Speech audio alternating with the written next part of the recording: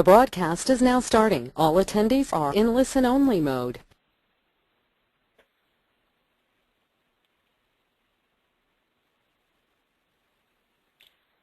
Welcome to the Mini Storage Messenger Self-Storage webinar series. I'm Robin Dodge, Circulation and Social Media Coordinator, filling in for Poppy Behrens, publisher of MiniCo Inc., and we're delighted to have you in the audience today. This is one of several informative webinars planned for self-storage owners, operators, managers, investors, developers, and other industry professionals. The focus of today's webinar is roof inspections, maintenance, and coatings. Task you need to address now, sponsored by DC Taylor.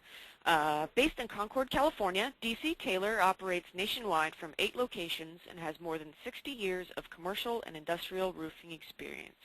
Our presenters today are Bill Shanko, Regional Manager for DC Taylor, and Kathy Schock of KST Coatings. Bill has been with DC Taylor since 2003, beginning as a laborer and working his way up to Regional Manager. He now specializes in identifying and solving roofing problems for a variety of industries, most notably self-storage facilities. Bill has participated in several self-storage trade shows where he has made presentations on topics such as maximizing your budget with roof restoration and implementing energy-saving roof system solutions. Kathy Schock is a sales manager for KST Coatings, which is a business unit of the Sherwin-Williams Company. She has 21 years of experience with the Uniflex Industrial Roof Coatings. This year marks the 30th anniversary of the Mini Storage Messenger, providing the self-storage industry with in-depth news and information. Each issue of the Messenger offers cover stories and feature articles on the most timely industry topics and trends. Monthly columns contributed by industry experts and accomplished business professionals address a wide range of topics including security, facility operations, technology, legal issues, legislative updates, construction, and development. We also publish a variety of other self-storage data sources like the ones you see listed. For more information, please visit ministoragemessenger.com. We invite you to submit questions throughout the webinar. Simply type your question in the question area and click send. Depending on the question, we will answer it privately or to the whole group. We will try to answer as many questions as we can during the webinar. And those questions that we cannot answer due to time will be answered via email after the webinar. The webinar is being recorded and will be available for viewing on demand from our archives at ministoragemessenger.com. Today's presentation should run about 45 minutes, with the remainder of the hour open to questions and answers. And now I would like to turn the presentation over to Bill. Good morning, Bill. Well, good morning, Robin. Thank you very much.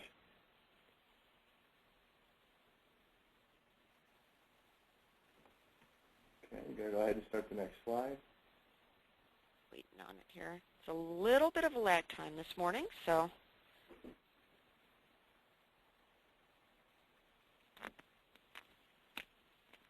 Okay, here we go.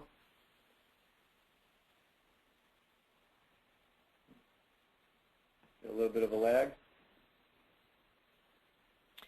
You should be up. I'll just advance it to the next slide.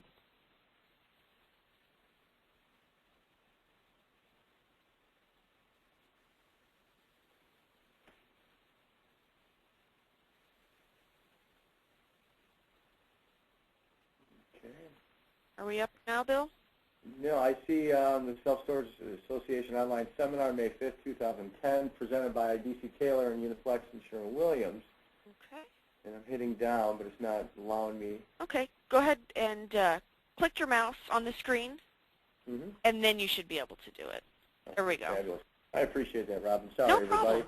No problem. Oh, wow, look at that. Now we got speed. Okay. All right. Our agenda, the first thing we're going to do is just discuss metal roofs. We're going to give you a short overview on metal roof systems, as that's the roof system that's predominantly in the self-storage industry. From that point, I'm going to take you through a facility walkthrough as somebody such in my nature would do so, taking you around the facility prior to getting up on the roofs to identify such areas. From that point, we're going to look at some of your metal roof restoration options, including coatings and retrofits. We'll discuss extending the roof life with such maintenance items, as well as preventative maintenance and a roof asset management program. So you'll cover quite the gamut today. Essentially, as a storage owner, you want to focus on profitable business activities. You want to spend time with your customers, less time dealing with your other vendors, such in this case, perhaps as a roofing vendor. You want to spend more time on revenue-building opportunities and less time solving problems or spending time in meetings trying to solve your problems, less paperwork and so forth. A question I ask everybody before I get started is, how much do you think your roof really costs you? Now don't forget about those hidden costs. There's emergency repairs for roof leaks, perhaps damage to finished goods. You're going to see damage to your walls, your floors, your painting. Unfortunately, sometimes it hits your electrical systems. And all this damage, you're going to see an increase in your insurance rates, your cleanup rates, and sometimes you may even lose your manufacturer's warranty on some work that you've done previously. Some other hidden costs, lost revenue. As some of your customers are walking through your site, they may see something that is not appealing to them. And we know in the self-storage industry, as well as business overall, finding a customer is difficult. Keeping a customer is even harder. We have our legal and insurance claims. Sometimes there's going to be a slip and fall hazard. You also have your environmental issues, especially with mold and mildew, the air quality. You don't have a lot of ventilation running in these systems, in your storage units. And above all, your time. How much time have you spent or wasted on such activities? All right, with the metal system overview, there's going to be two types of roof that we're going to focus on. The first one is going to be a through-fastened metal roof, and the second one is going to be a standing seam metal roof. Okay? There are a couple types of standing seam metal roofs, architectural and industrial. Now, what we're going to do is focus on one that we see predominantly in the self-storage industry. This is a diagram of a through-fastened roof installation. As you can see, you're going to have the fasteners going through the top of the ribs. And as you walk onto your roof, this is what it's going to look like. You're going to see your fasteners approximately every 3 to 5 feet spaced out. Most of the time, they will be in your purlins, or they're going to be stitch screwed in place to keep your panels tight. Okay. The other type of roof system is going to be the standing seam metal roof. Here's a nice diagram of it. Though they do have fasteners, you're not going to see them. You're going to see your standing seams are going to be completely clipped or locked in place, and the only fasteners that you will see are going to be on the perimeter edges, into your purlins, your rake edge or your gutter edge. The reason why metal roofs are predominant in the self-storage industry is it has an attractive lifestyle cost. They're very durable roofs, excellent resistance to weathering for the most part. I say that because you need to have a positive slope. A slope is critical in metal roof panels. The maintenance is expected to have low maintenance. However, those of you that own storage facilities know that standing seam metal roofs are true to this, where your through-fastened metal roof panels, you tend to have more of a higher maintenance cost. Some other advantages, they look good. They're good-looking roofs. And you have nice maintenance options to help prolong those life cycle costs, such as a coating. All right. Some of your disadvantage with metal roofs, as some of you know, is there's a high initial cost in building some of these properties. As we just mentioned, the positive slope is extremely critical, as you need to have water move off of that roof. Water is metal's kryptonite. Detailing, flashing, your methods are absolutely critical. There's a point where the material is the material, and most of us know that it's the applicator whose workmanship is the most critical important piece of the puzzle. And once you have it set in place, these roofs are difficult to modify. Before we go further, a simple question I have for everybody is, what type of metal roofs do you have? Standing seam, through fastened, or something different? Take a moment and answer, please.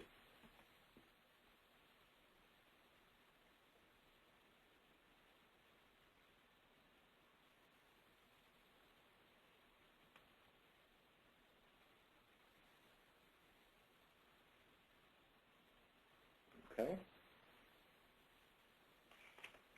See if everybody's done that. We're still getting some answers in, Bill. Oh, great. Thank you.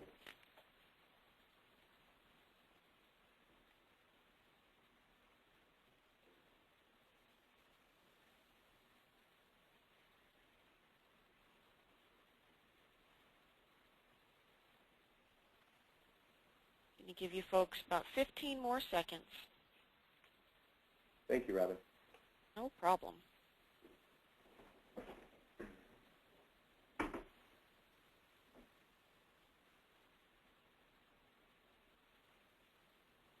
Okay.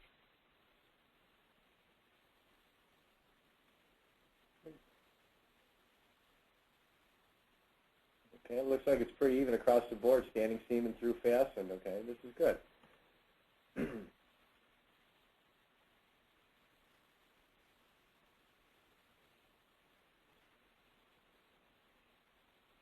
Okay.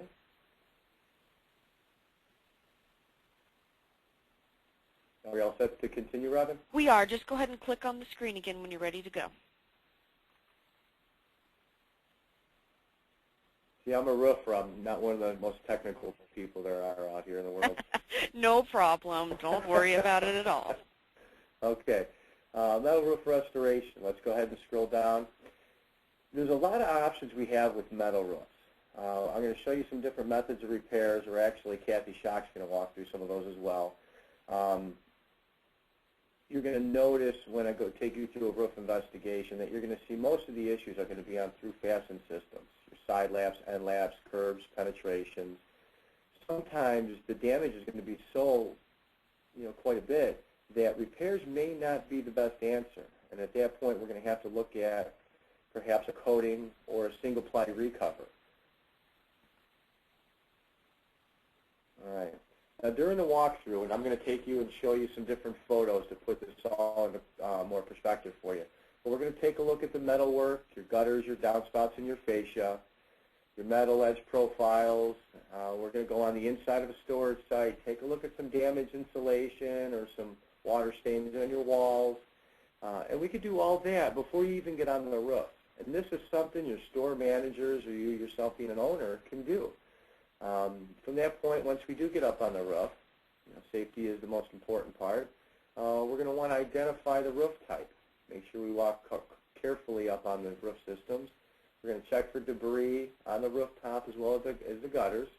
We're going to identify some rusting, take a look at the seams and the fasteners, make sure there's no voids, and see what type of repairs have been made out there. Okay. This first picture here, it's an unsecure edge. And a lot of times you may not see this if there's a gutter, okay? You might have water running on the inside of your doors. Well, in this case, here's a possible option where your edge is unsecured. There's no fasteners running into the purlin here, so wind-driven rain can blow right inside your storage unit. As I'm walking on the side of a building, in this case, the gutters look pretty healthy. However, the gutter seams have voids. And this is something that I see every day when I walk into storage facilities is this.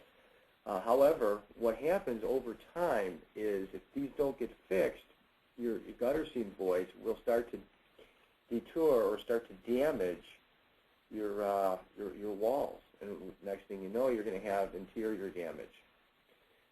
This picture here is pretty extreme, but it's a real-life photo of missing fascia and seeing what happens when you don't have the proper drainage, in this case maybe no gutters, what is done to this roof. And if you're a customer and you're walking and you see this at your site, would you be comfortable in putting your belongings in a unit like this? I'm going to walk into a storage unit, and a lot of times water you're going to see right on the walls. It's either going to be running on the back of the wall, such as this, or on the front of your doors, or sometimes on the sides, especially if you're an end unit. Another giveaway is look up. A lot of times you'll have water in the insulation, and you'll see your insulation sagging. You'll also see, in this case, to the left, a couple holes that were poked. Looks like somebody maybe took a pen, a pencil, scissors to drain it. These are all indicators that your unit leaked at one time or it is leaking now. Unfortunately, you don't know that unless your customer moves out or you have a vacant space. One of the most critical areas on roofs as we're looking is rusting and missing fasteners. With the amount of expansion and contraction these buildings have, your fasteners loosen and pop out at a pretty accelerated rate. Loose and missing closures. To the left, you're going to see a loose foam closure. To the right, there's going to be a missing closure, and to the right of that as well. Over time, these closures shrink, and sometimes they move, they blow away, and it becomes a maintenance item. And these are easily fixable. One thing we see up there quite a bit is existing repairs. In this situation, asphalt and metal. Asphalt is good for asphalt-type roofing systems, modified roofing systems. When it comes to metal and asphalt really don't work well together. The asphalt doesn't quite hold its form, and it ends up melting and really causing more damage than good when we have to repair it the right way. And over time, as you can see, the asphalt's dried out. The accelerated heat from the actual heat and the magnification of the metal panels, they're all dry. It's dried out. And in this case, you have two metal roofs, and in the middle right here is an internal valley. So your water is going through into your internal valley. And in this case, the valley actually has debris in it. When you have debris and the amount of water that runs into these valleys, it fills up, and it can go wick right into your ribs and back into your unit. So these are areas you need to take a closer look at. Okay, rusting at the perimeters. This is so common in the self-storage industry that I see on these metal buildings, but I predominantly see it in the Midwest. I'm from Chicago. I don't know if you can tell from my accent or not. But in this case, you have about a 3-foot area where water ponds pretty much all year round. You have your snow loads, and what happens is you have a deflection, and if you follow my arrows, you're going to see these repairs. The deflection caused kinks in your metal rib panels, and next thing you know, water ponds, water turns to rust turns to corrosion, and now we may not be able to repair or do a coating, but we have to do something more substantial. Okay, voids and seams, very common with through fastened metal roof panels. You want to make sure your seams are addressed. In this case here, you do have a coating that was applied on this roof. However, there's a good chance this roof leaks, and in this case it did leak because the seams were not addressed. It's great that I have a coating and it's going to protect my panels. However, the maintenance that needs to be done ahead of time in prepping your roof, such as securing your seams, is extremely critical. The metal roof failing here at the seams and deterioration due to rust, that's pretty common. One thing I have to stress is if you do go up on these roofs, make sure you identify your skylights ahead of time by walking underneath and making sure you're aware that there's skylights on top of your roofs, because these fiberglass skylights do not hold a lot of weight, so you have to be extremely careful. Picking up some skylight safety screens would be a good idea. Another common area with the skylights, not only do they leak, but the perimeters. And in this case, you can see old dried up asphalt repairs, which is going to make it even more difficult because we're going to have to clean all that off prior to doing a proper fix.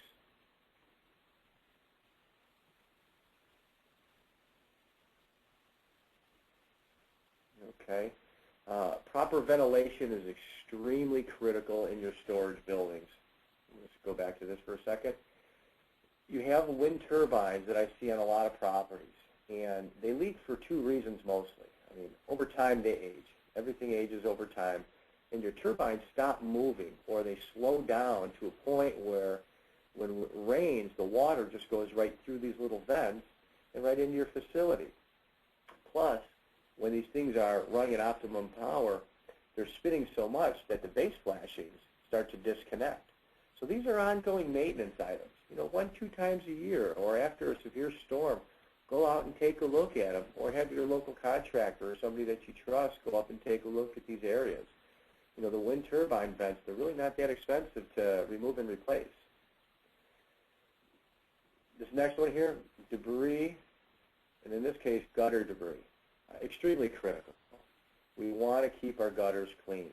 And this is something you can even have your store managers pop up on a ladder if it's safe and if it's something that you're allowed to do.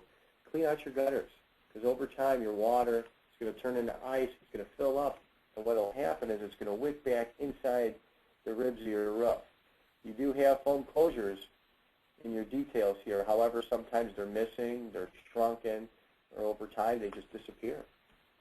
You want to make sure these gutters stay clean.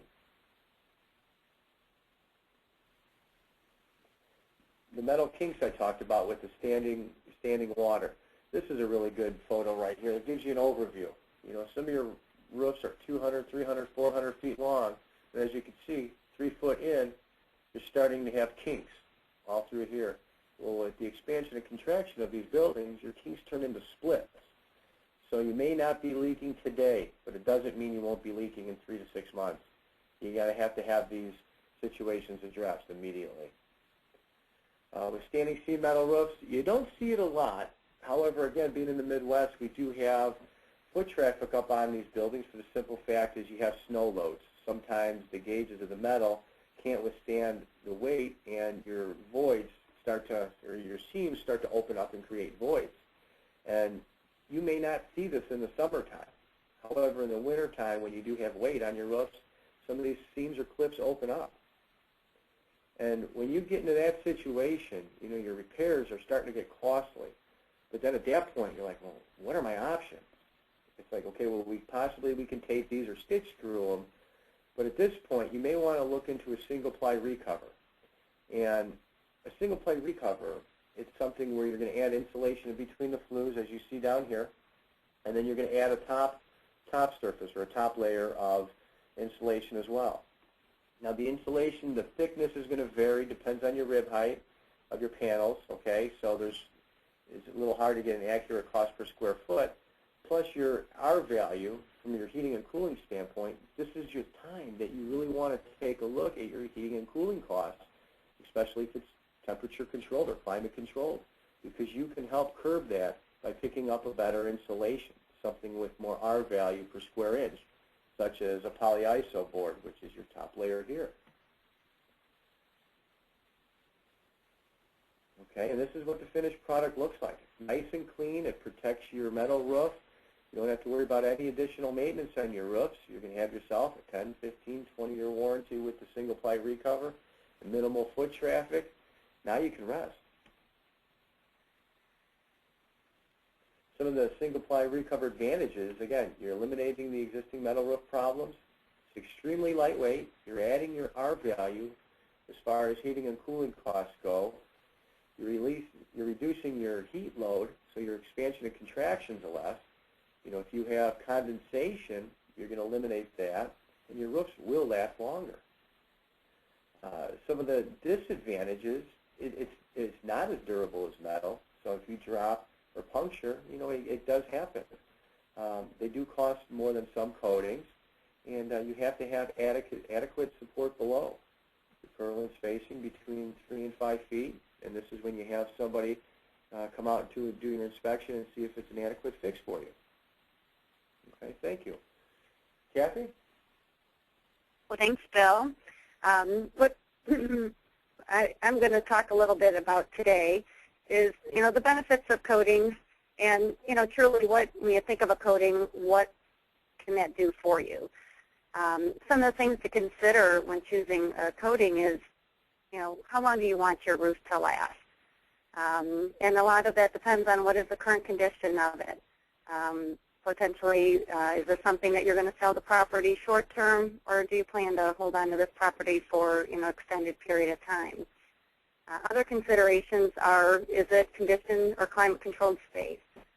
Certainly coatings have benefits offered, you know, when you do have those types of climate situations.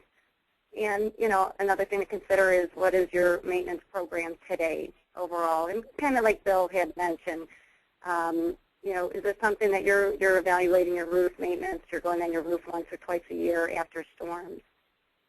So these are the things that we're going to talk about today.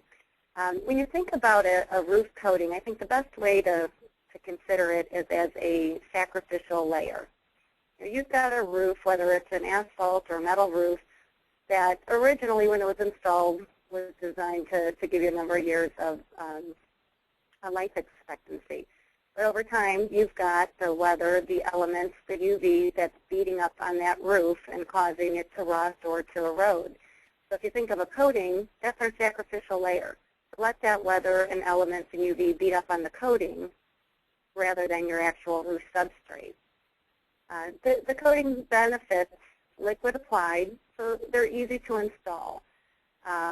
You're not adding any weight to the roof. It's literally ounces per square foot.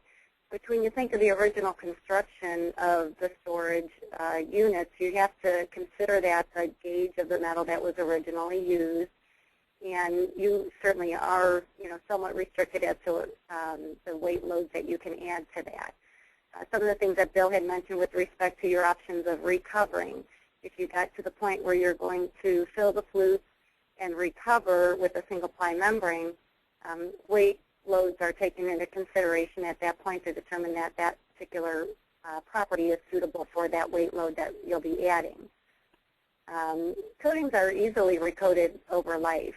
As the coating industry is, say, 25, 30 years old on the acrylics, we're starting to see after 15 years, it's a cleaning and recoating type application. And again, you're adding, ounces per square foot to the weight of that roof with that recoat. Truly when you think of a coating, the idea of it is to provide sustainability as a sacrificial layer. Let's protect the soundness of your roof, again, whether it's asphalt or a single ply or metal, and provide that sacrificial layer. So over time, it's just a matter of a recoat versus replacement.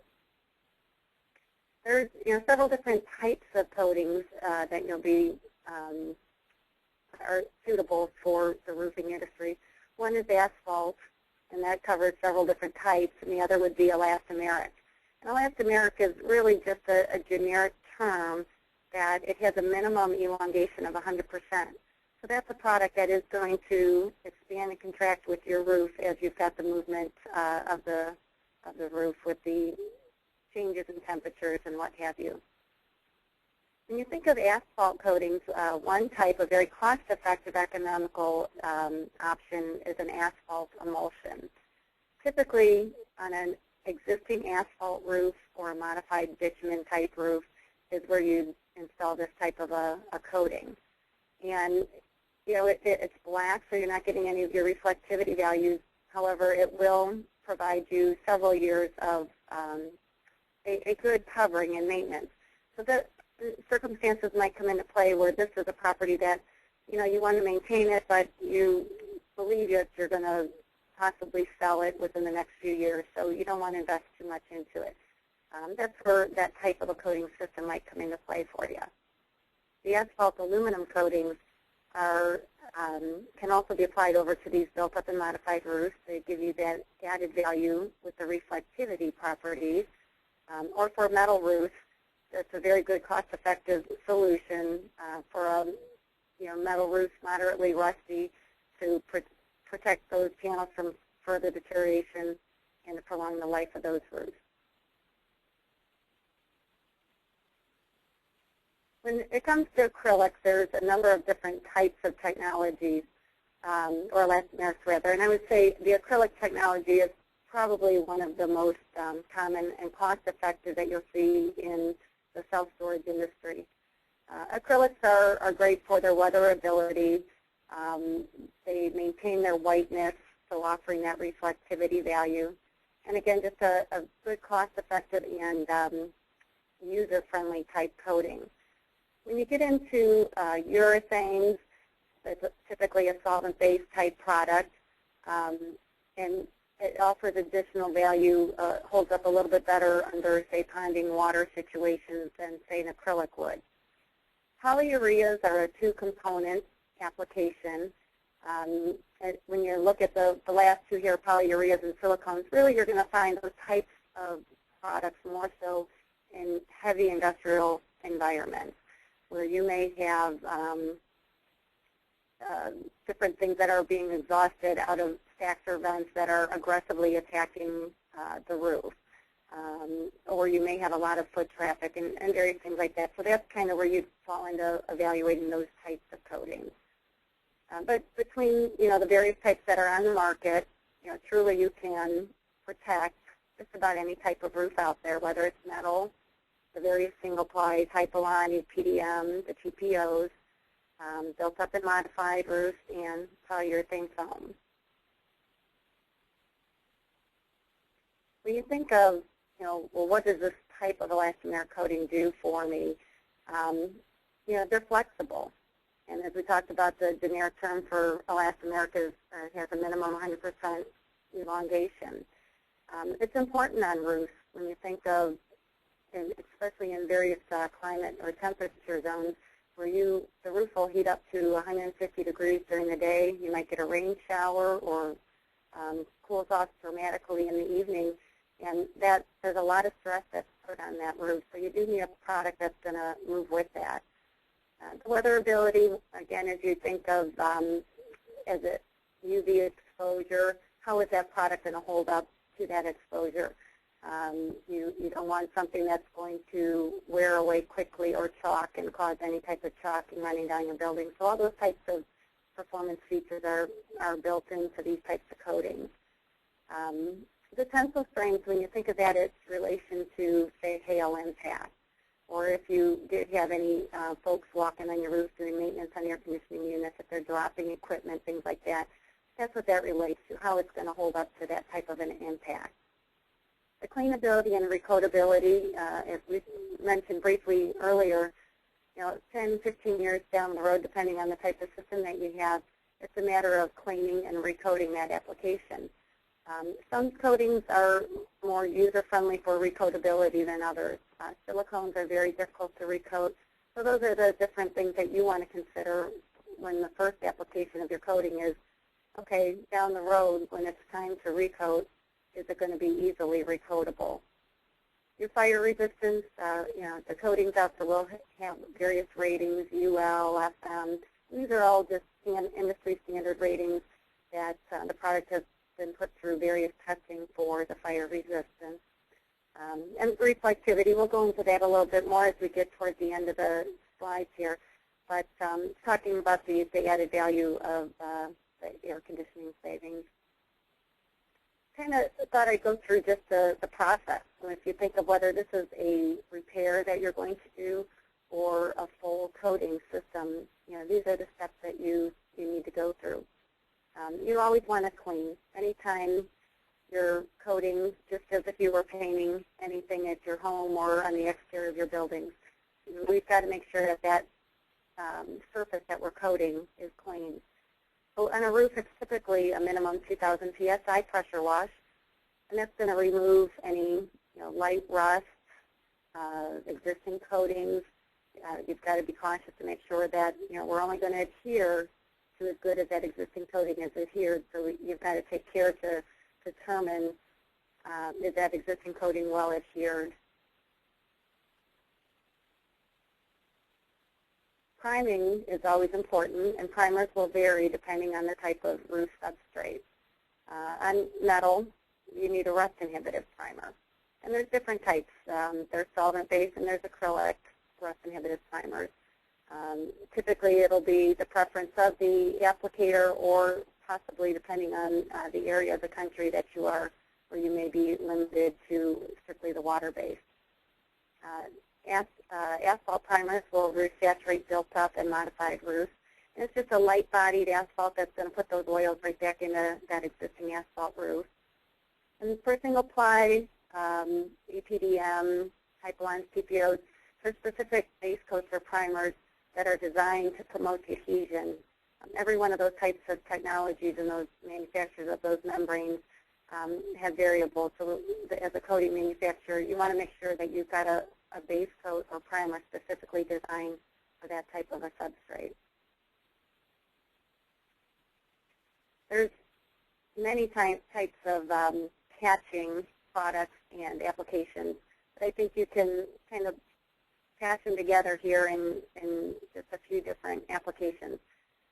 Black plastic cements, we see that on all different types of roofs. It's a very cost-effective, typically you can use these in a wet application, so if it's raining and you're trying to get up that repair done right away. The negatives to a black plastic cement is they're not UV stable, so it is a short-term repair. Three-course method is a typical way of embedding a polyester fabric or some type of a mesh in between two coats of patching cement. So if you think you'd lay down a patch cement, embed the fabric, and put a cover application of the patching cement over that. Caulking, whether it's in a tube, a urethane, or silicone, a lot of times you'll see that dabbed around fasteners on a metal roof or at a transition at a wall area. And then there's self-adhesive tapes, which is typically a butyl rubber type reinforced with the polyester fabric. As Bill had talked about, many of the storage facilities have metal roofs, so I thought we'd kind of go through the steps and what to look for and where a coating would be suitable. Certainly if you have loose or backed out fasteners, we need to replace that fastener to pull those panels together.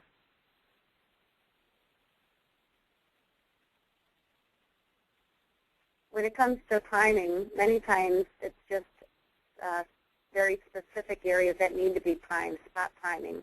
In this case, our fastener rows are rusty, so we're just going to prime those. In another situation, you may have where the entire roof is rusted and would need a full prime. As we talked about cleaning, we always have to make sure we do a full pressure wash of the roof prior to our repairs and the coating installation. If you have areas on metal where you've got holes and rust through, it's important to use a small metal patch to repair those prior to your coating system. Many times you'll see on a metal roof on the corrugations it's broken. It might be from somebody walking on the panel. So you want to repair that either with a self-adhesive tape or with a patching and reinforced with a fabric. When you look at your edge detail, where you may have foam closures, they may be missing, a good way is just to completely seal that edge. And this is a close-up view of once it's been sealed and coated. If you do have skylights, as Bill mentioned, you've got to be careful. It will not hold a person, so you certainly don't want to walk on those skylights. But if you've got holes or cracks, it's best to replace those skylights. But if they're in good shape, there are clear skylight coatings that are out there that will provide a kind of a gel coat, if you want to say, to put those fibers back in place and give you a nice seal over those skylights. So overall, when you think of metal roofs and the advantages of addressing the roof when it's still in good condition. If you are just starting to see moderate signs of rust, maybe you have leaks or maybe you don't, but that's the time if that roof is, say, 10 years or older, that's the time to start considering maintenance with a coating to give you that additional service life. So I think when you consider coatings, it's important to understand what's the type of roof that I have. Is it a modified bitumen or an asphalt up roof? As Bill mentioned, the different types of metal configuration, standing seam or the true fasten. It's important to first make your repairs prior to coating. To think to just spray a coating or roll a coating on is going to take care of leak issues is typically wishful thinking. Those repairs have to be done first. Coatings are designed to solve specific problems, but also you have to understand when is the roof too far gone for a coating and it is time to replace.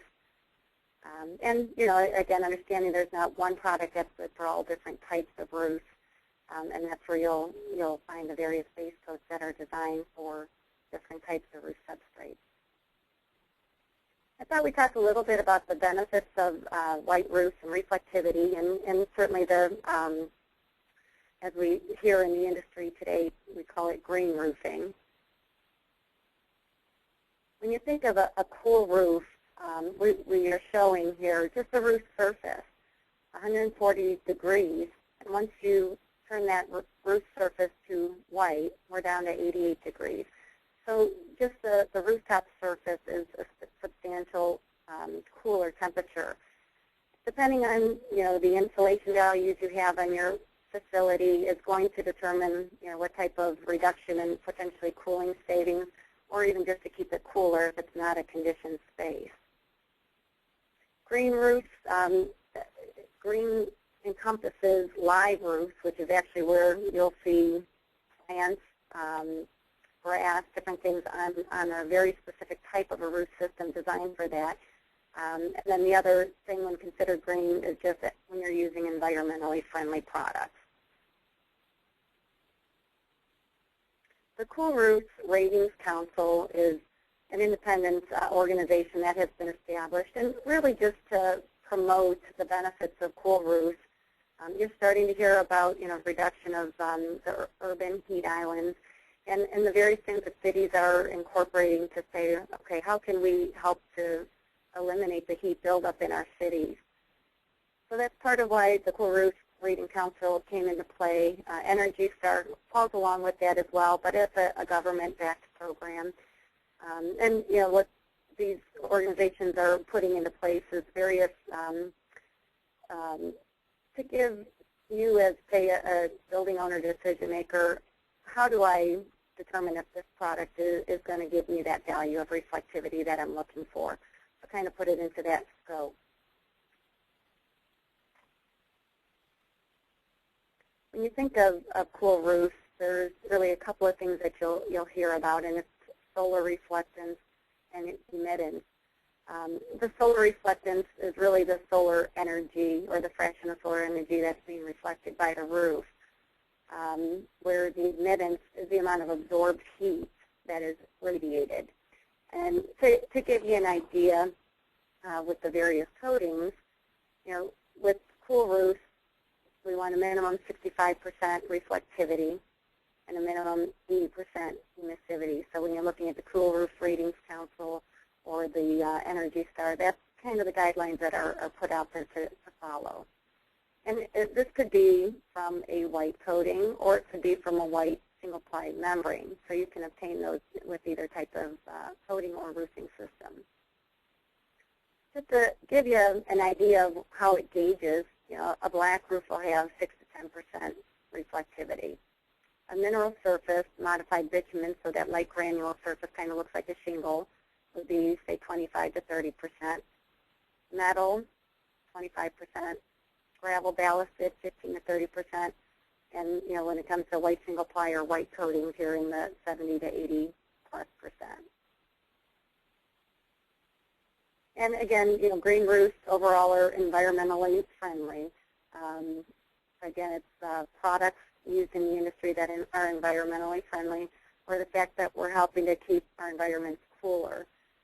Another thing to think about when you consider the sustainability of white, if you now have that roof that was 10 to 15 years life expectancy, and if now we've given that a 20 to 30-year life expectancy, think of how many less roofs are going into our landfill.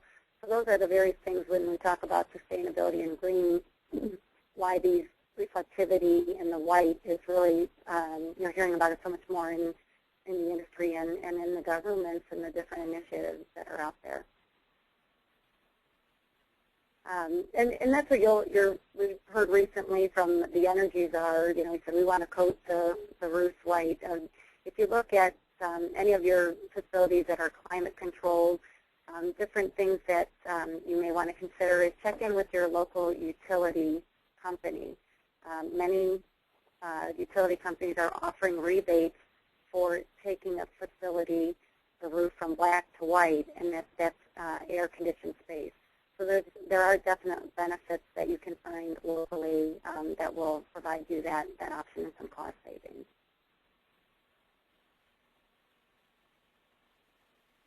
I'll open it up for any questions.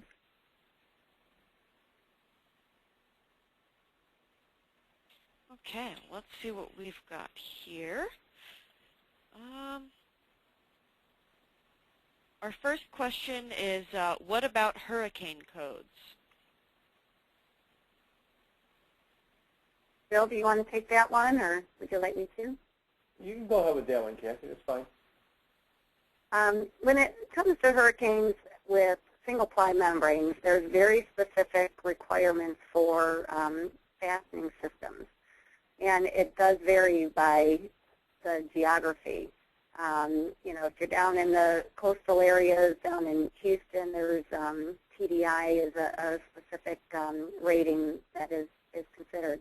Certainly in Florida, there's various ratings that have to be followed as well. When it comes to coatings, coatings are not rated for wind uplift per se, because it's an adhesive. If you want to think of it that way, it's fully adhered. So when it comes to anything like wind uplift ratings, it's going to be more specific to a new roof type application.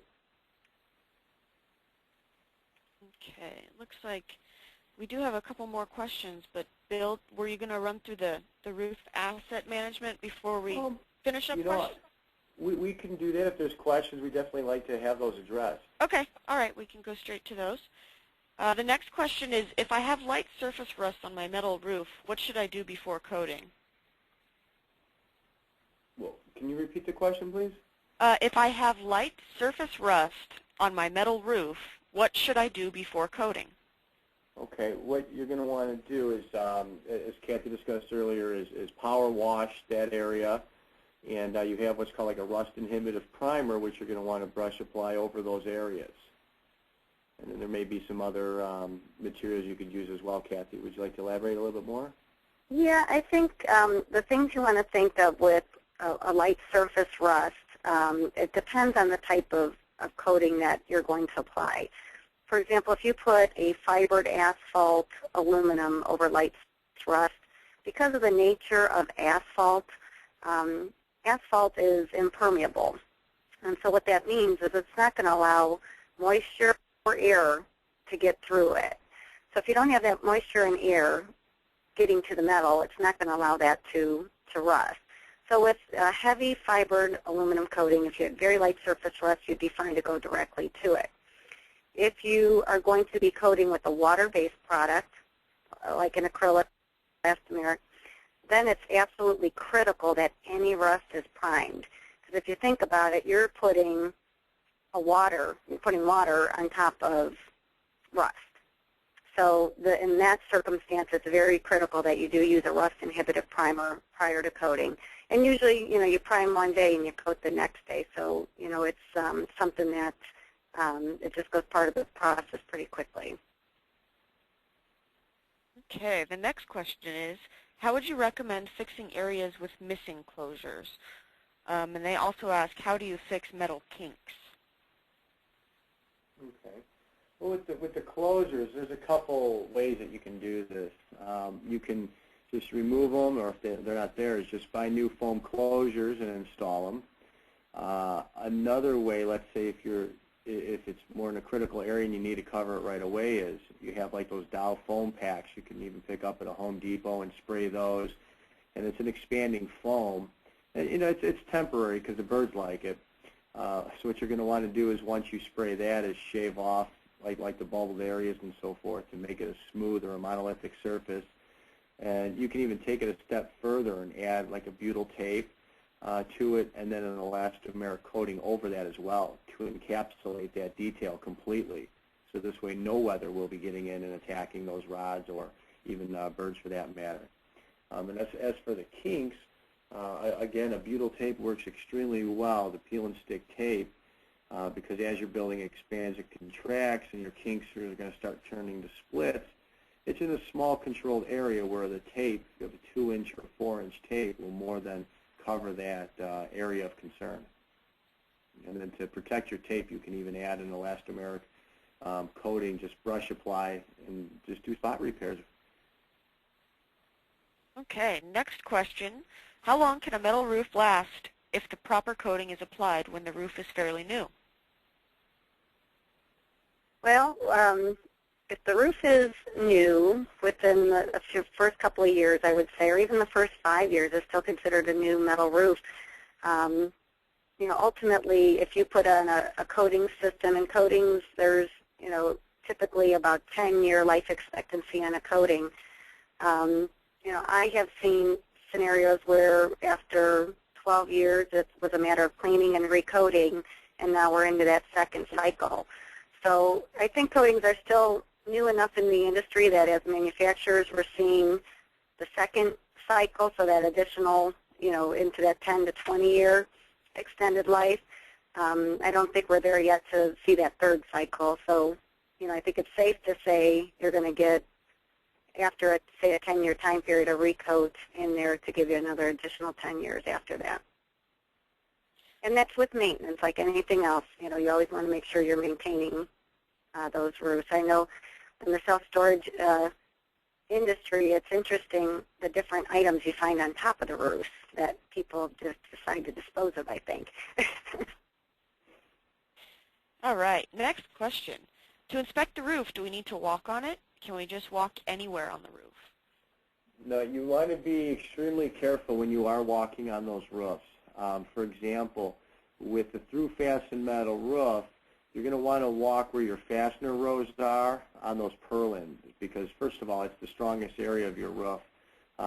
Certain metals that are used or when the storage facilities are built, it may lack in quality. In other words, it may be a pretty thin gauge, and you could actually do more damage than good. So you're going to want to walk on the strongest point. So on the through-fastened roof, it would be over the purlins, which basically follow your fastener lines. If you walk on top of the ribs on a through-fastened roof, for example, your end result will be those kinks and splits. So that's why you want to try to reduce as much traffic as you can. When it comes to walking on a standing seam metal roof, you can really just walk right on the actual seams themselves.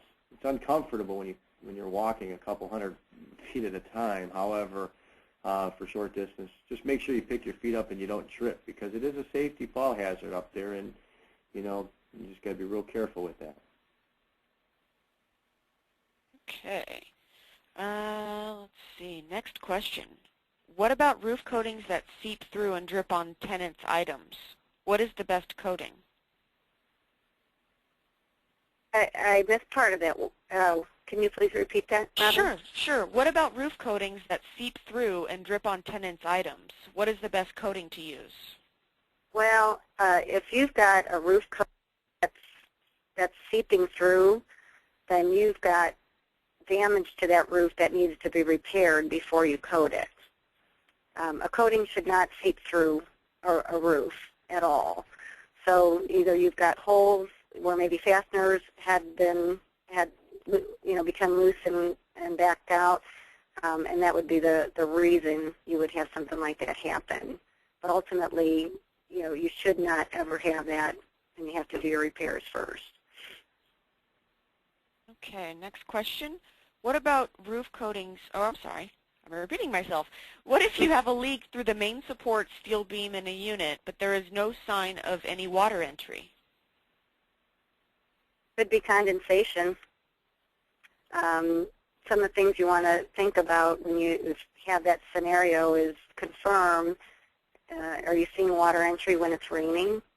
Or, many times we think it's leaks, but we go in on a nice sunny day and it's actually just condensation right where that steel support is.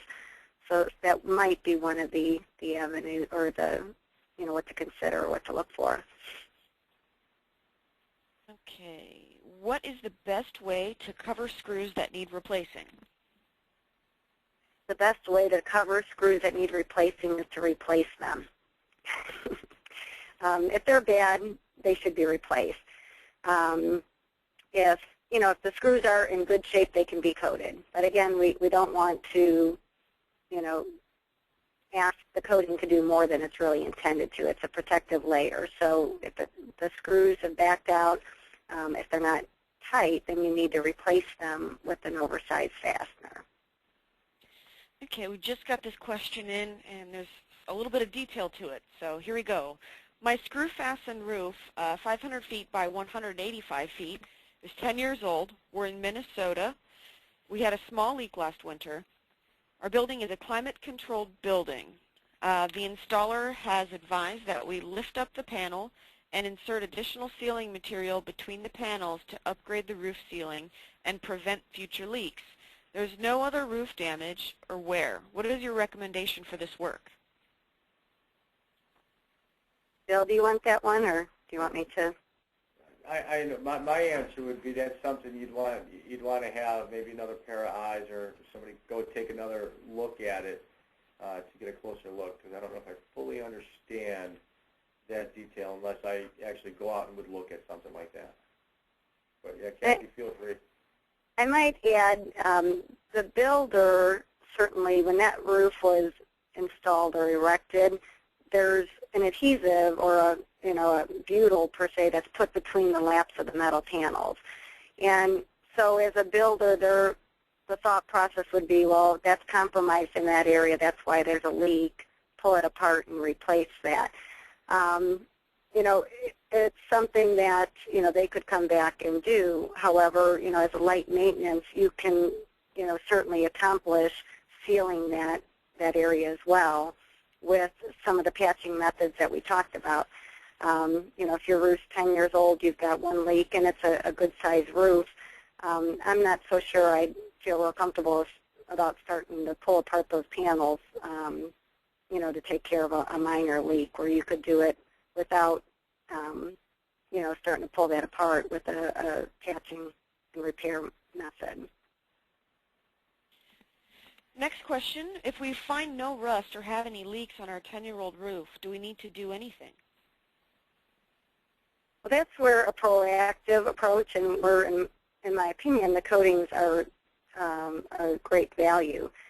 You have minimal costs associated with repairs prior to coating the roof. So now it's a matter of just cleaning and coating, and you're putting, again, that sacrificial layer. Your original roof was typically, a Galvalume or a galvanized finish. Well, that Galvalume or galvanized finish wears away over time. And once it starts to wear, that's when it starts to rust. So if you can get it at this point and you don't have any rust, the process is reduced, because now you're just cleaning and coating versus some of the other steps that we went through. So it's really a good time and a very proactive time to coat. Okay, I'm looking through here, and it looks like we have answered all of the questions.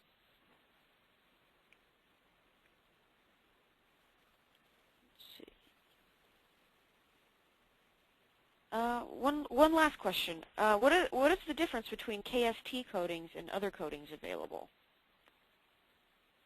Well, KST is a company that manufactures several different brands of roof coatings, and we are a 100-plus-year-old company. Most recently, over the last 5 years, we were purchased by Sherwin-Williams.